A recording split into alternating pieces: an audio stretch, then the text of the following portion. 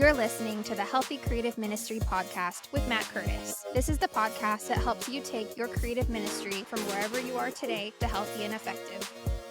What do I do when ministry leaders always assume our team is the problem?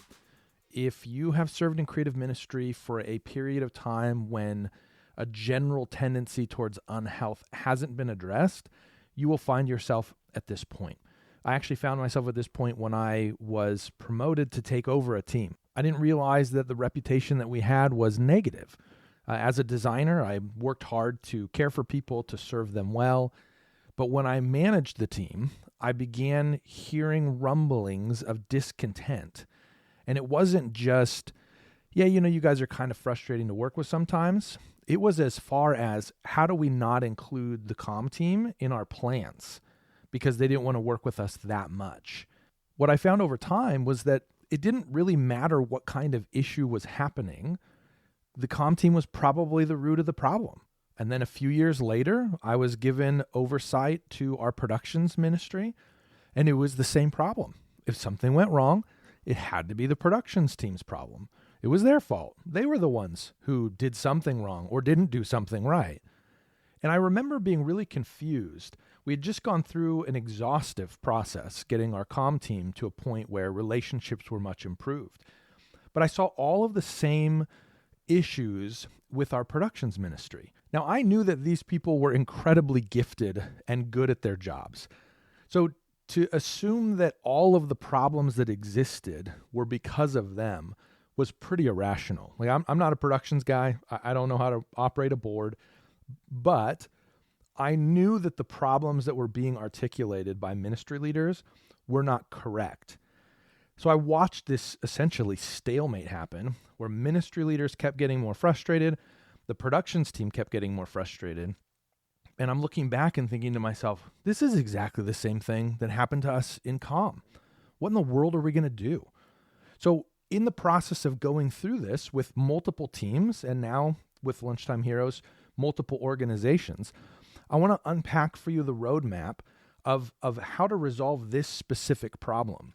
This is a complex challenge to solve, in part because we have to be the ones who are initiating a posture of grace. I remember one conversation I had very clearly. I was talking with somebody that was very frustrated and very disgruntled. And the recommendation that I gave was, you need to be the first one to extend the olive branch. You can't just sit here and wait for the other party to come to you and to be apologetic because they feel like they've been wronged. And the response was, no, I'm not going to do it. If that's your response to this question or to these steps in terms of resolving it, you're not going to make progress. This is not an area where angst and defensiveness and kind of getting back at people-ness, that doesn't work here. The process of restoration requires humility. If you have this problem where ministry leaders are always assuming that your team is the problem, this is the pathway to begin making changes to that, to changing that culture. The first thing that I always recommend is you have to identify where you are.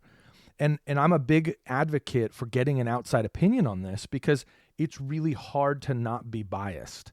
What often happens in these conversations is, okay, Matt, so these are the problems that exist. And then I'll say, okay, well, those things shouldn't be there. And then immediately there's pushback. Well, yeah, but the reason those things are here is because this happened this one time. And the guy before me or the gal before me, she was just really mean. And so now I have to, we have to take that emotional charge out of the conversation. I've built a tool to help with this unbiasedness specifically. It's a free tool. It's the Creative Ministry Health Assessment. You can find it at healthychurchcreatives.com. I'll put a link in the show notes as well. But essentially what it does is it walks you through 24 questions, and it helps you identify where things are working and where things are not working in your creative ministry. The reason that this assessment is helpful is because it's not just relying on your ability to assess these things. Instead, you're going through this process and you're evaluating these things based on the questions asked, but it's not just up to you to make a judgment. There's a neutral tool that exists to help you get there. Essentially, what you're trying to identify here is, are you actually the problem? If ministry leaders keep assuming that you're the problem, but your team is the problem, then you have to figure out what's going on. You have to address that. The things that typically come up, are you hitting all of your deadlines? Not some of your deadlines, not a pretty decent amount. Are you hitting all of your deadlines? Every time you miss a deadline, you're burning some of that bridge between you and the ministry leaders that you're working with. Because there's a good chance that missing a deadline doesn't just impact the one person that you're talking to on the other side. There's a good chance that that stress is now showing up in other relationships. There's a good chance that that ministry leader is talking to other ministry leaders. Ministry leaders are friends with each other, usually. There's usually a lot of conversation that happens.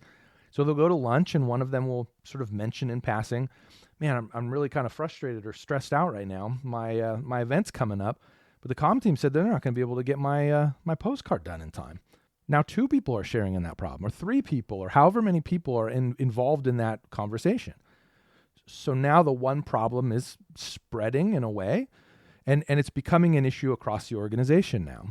So your deadlines really matter. Are you communicating clearly with ministry leaders? Do they have a very clear sense as to where projects are when it comes to their projects?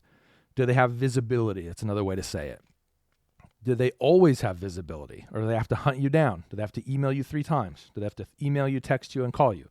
What does it look like for them to get updates on their projects? Essentially, the kind of the summation of this is, how are your systems doing? Specifically this area of project management. Where are the problems that exist in your internal department? How is communications actually doing? How is productions actually doing? How are you actually serving the needs of the ministry leader? Do they feel supported and helped by the work that you are offering? And then also, and arguably more important, are you actually delivering on those things? If you can get a clear sense of where things are, now you know exactly how you need to attack this problem moving forward. If your issue is that the people on your team are extremely rude, you solve that a whole lot different than if the project management system is atrocious. Those are 2 completely different problems that ultimately demand completely different solutions. And so this is where assessment is so important. I've seen many leaders invest a lot of time solving the wrong problem. And it's a real sad thing to see, because a lot of energy, a lot of money, and a lot of time goes into solving something that isn't broken. And then ultimately these new solutions don't actually fix anything. This is very common with project management. You roll out a new project management system, the organization doesn't pay attention to it because you actually have a heart problem, you have bad relationships throughout the team. And so then the assumption is, well, Asana is not the right solution. We need to try Trello. That's probably what the problem was. Then you go back to square one on project management and you rebuild everything from the ground up. When the reality is, you're just not listening to ministry leaders, or you're giving them design work that doesn't match what they're asking for, or whatever it is. You know, you're going really big with your production when they say they want to scale back. There's all sorts of examples as to how these misses happen, but you have to understand what's really going on. Once you have a clear sense of where you are, once you have identified where you are, now it's time to define the future. You're really looking for contrast here. There was a season for me where my communications team was just not getting the type of work that we wanted. We were very reactive. We were pretty much a fire drill team. People would come in at the last minute, give us projects that we had to churn out with very little turnaround time.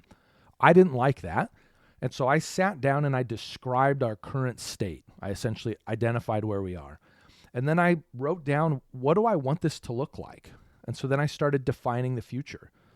Once you know where you are today, you can define the contrast of where you want to be tomorrow. We have all last minute projects. So reactive work? No, we actually want to be proactive. Okay, great. So then what does it take for us to be able to get there? So once you've identified where you are, then you can define the future, and now you can begin plotting your course. What are the behavioral changes that we need to make? What are the systems-oriented changes that we need to make? Do we need to include more volunteers, fewer volunteers? Do we need to add staff? Do we need to remove staff? All of these questions begin to emerge when it comes to plotting your course. So as an example, Let's say that you want ministry leaders to include you into more of their conversations. That's a great aspiration. I think that when the creative team is sitting in some of these conversations, great stuff happens. And it's not formalized. It's not through an intake form. It's in the process of bouncing ideas around. I feel like oftentimes that's where creatives do fantastic work. So you want ministry leaders to include you, but everybody on your team is very snippy. When a ministry leader comes in at the last minute, you're very rude to them. You should have gotten us this ahead of time. I can't believe that you're asking us to do this with such little turnaround time. So in that interaction, what you're doing, you're telling the ministry leader, I never want to have conversations with these people unless I absolutely have to. So you're actually cementing the behavior of last minute requests at when you respond that way. Because ministry leaders are going to continue to wait longer and longer to have that interaction because it's stressful and draining for them. As opposed to saying, when someone comes in at the last minute, hey, I don't know if we're going to be able to hit everything that we want just because I don't think there's enough turnaround time for that, but we're going to do our best to make this as successful as possible. Thanks for coming to us and bringing this to our attention. Completely different posture when it comes to the way that you are responding to a ministry leader coming to you to have this conversation. And I know sometimes there's pushback on that idea. Well, I don't want to affirm them for coming to me at the last minute. I get it, but you're not going to help them stop doing it by being a jerk to them. And that's just the bottom line. The more rude you are and the more obviously frustrated you are, the less engaged they will be in the conversation, the more they will want to get out of the conversation, the less inclined they're going to be to initiate this conversation proactively in the future. So you have to win in these imperfect scenarios in order to set up success over the long haul. And so in this interaction, the best way to help this problem of ministry leaders including you in the conversation, it's to encourage new ideas. It's to be very quick to listen and slow to speak. It's to welcome feedback. It's to not be defensive of your own strategies. It's to let them experiment and in some cases, let them drive experimentation. It means letting them have more ownership of the process. Now, a lot of this feels contrary to what we care about and what we think that we're supposed to be doing as ministry leaders. This is a real long-term, long-game play. You're trying to build trust with people. That's what you're trying to do. So the way you would plot your course in this situation is we need to be really good at our last-minute request response.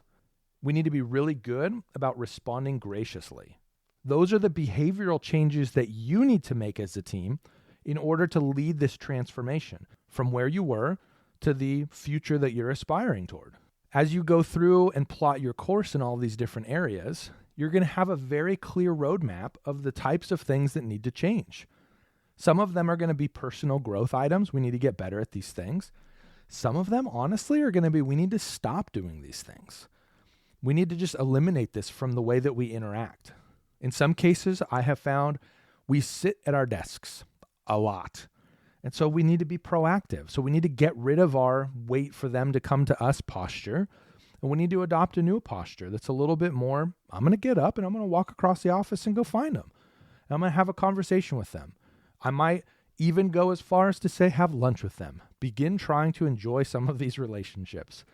Those are incredible catalysts to breaking down a lot of these walls, which will help you go from where you are today to the future that you are trying to get toward. That is what plotting your course looks like. And then once you have clarity in terms of where you want to be going and how you believe that you will be getting there, it's time to rally your team. You start with your communications people. So this is an internal conversation. If it's just you, then have the conversation in the mirror. But this is now casting vision with your team. It's helping everybody understand where we're going, define for them and describe for them where today is. This is what I'm seeing. This is what we are seeing as a team.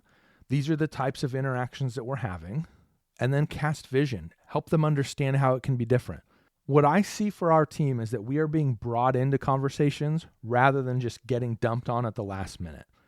You're casting vision in terms of where you want to go. And then you talk about why this is important. I actually already alluded to this earlier in the episode.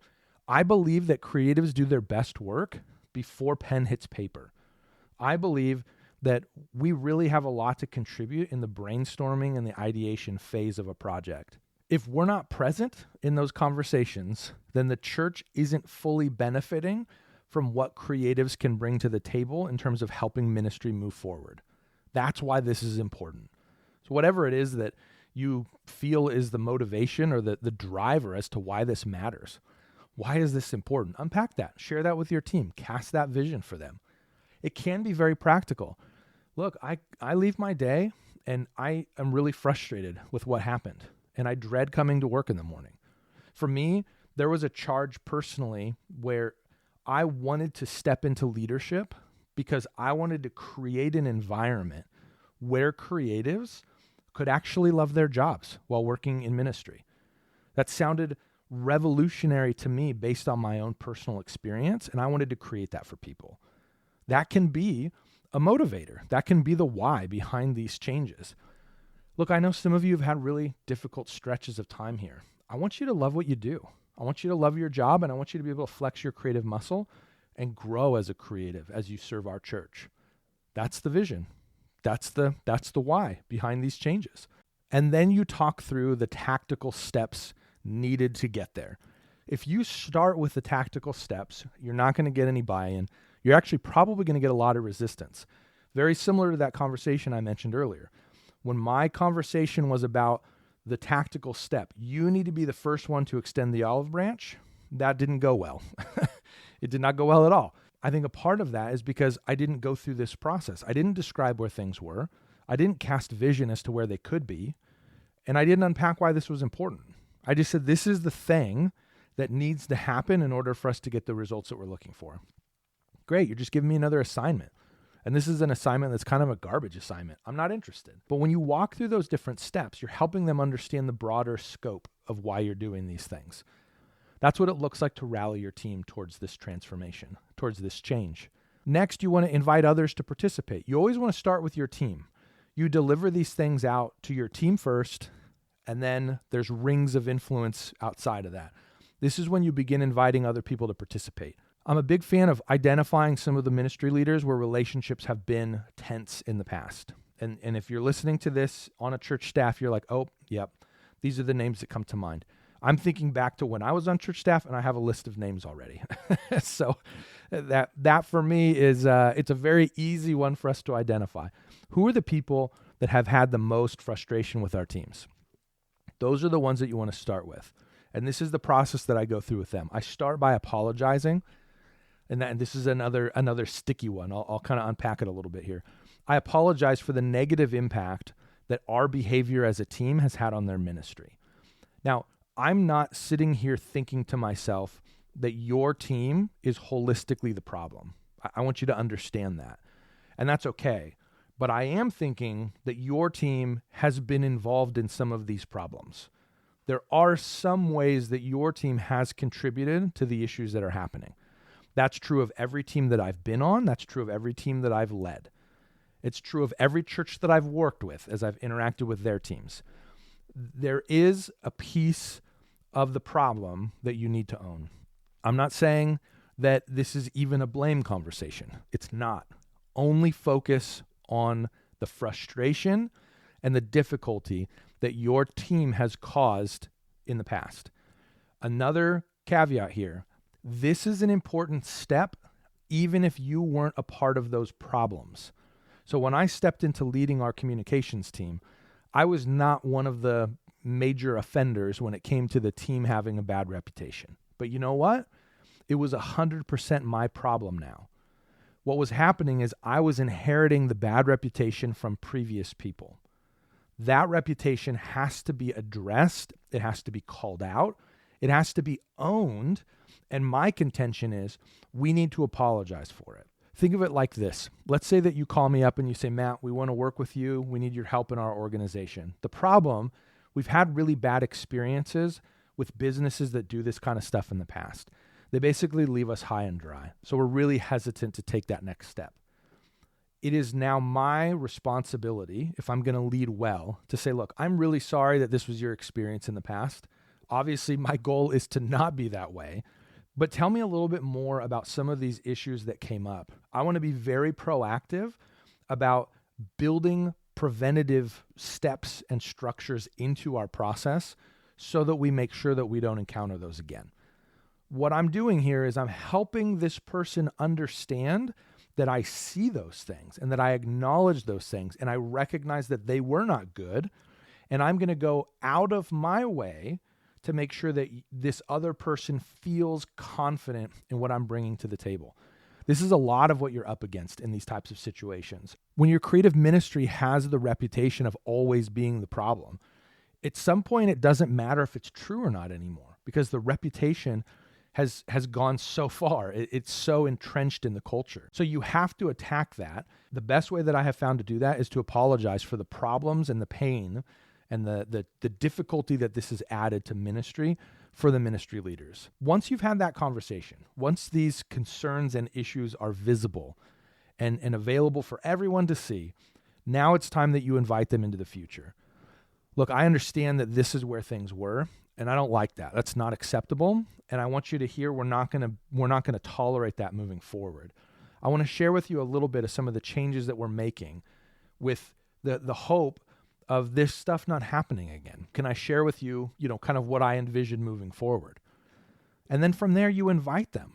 You invite them to participate in this rebuilding by extending grace as you rebuild. One of the ways that I've done this in the past is, hey, look, I understand that you have had a lot of frustrations working with our team. I totally get it.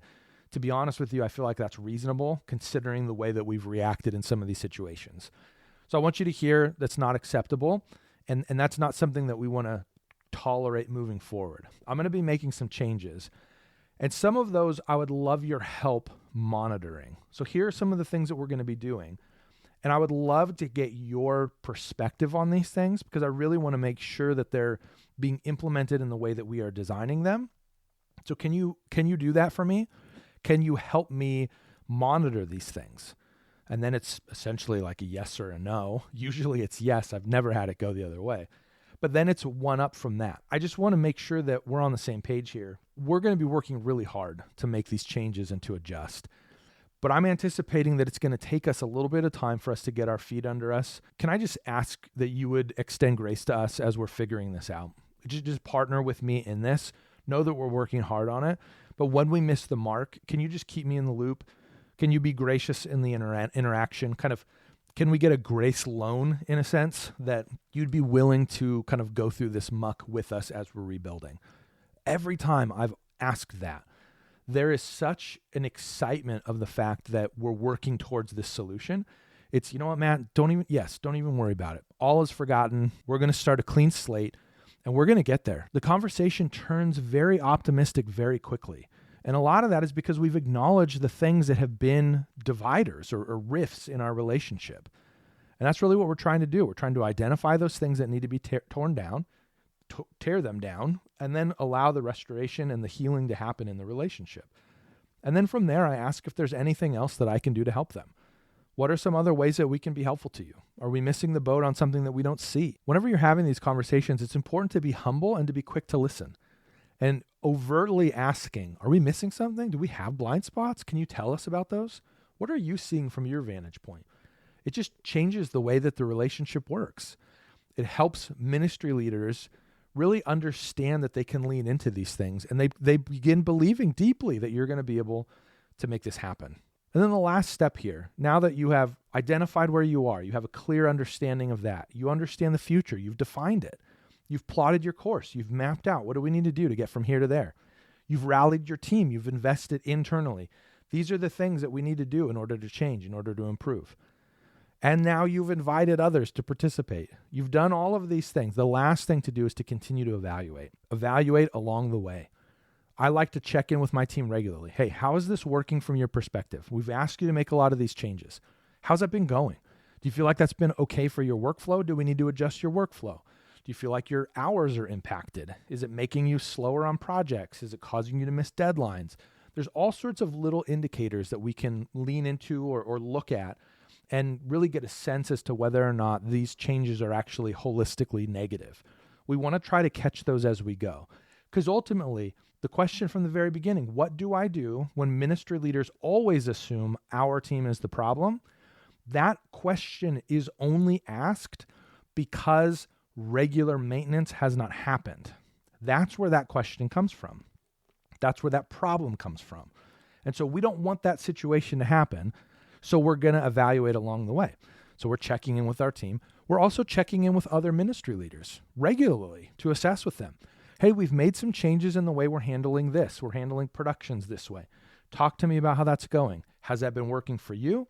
Have you noticed any problems from the production side? Is it worse for us? Like, tell me what you're seeing and help me understand if we're making progress towards this vision that I shared with you. So you're having conversations from both sides. Hey, productions guy, talk to me about this. How do you feel like this is working? Hey, person impacted by our decisions, tell me how this is going. The same is true with comm. The same is true with anything creative that you're doing in your organization. Really, any change that happens, this is the way that it needs to be rolled out. So now that you're in the process of continually evaluating, there's one other question that I love asking.